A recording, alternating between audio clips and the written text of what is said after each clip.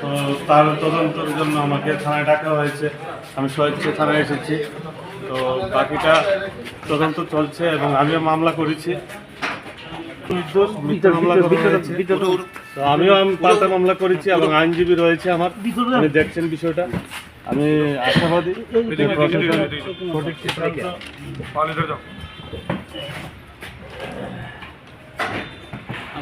আমার আইনজীবী রয়েছেন, উনি দেখছেন, প্রশাসনকে সহযোগিতা করছি। বাকিটা দেখা যাক।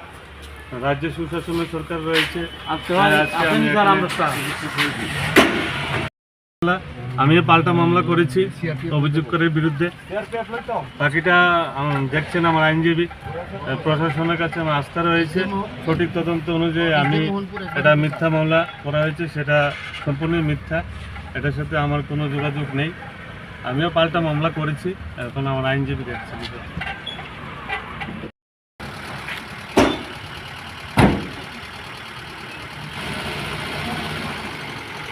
আনন্দ সংবাদ, আনন্দ সংবাদ। স্বামী শিবানন্দ মহারাজ এখন আগরতলাতে।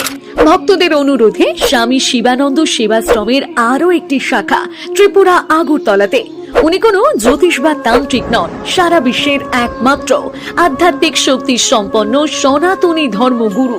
যে কোনো সমস্যার সমাধানের একমাত্র চাবিকাঠি স্বামী শিবানন্দ সেবাশ্রমের কর্ণধার স্বামী শিবানন্দ মহারাজ। উনি কোনো হাত দেখা কিংবা গ্রহ বিচার করার বিশ্বাস করেন না। ওনার প্রতিকারও অন্যদের তুলনায় পুরোটাই আলাদা।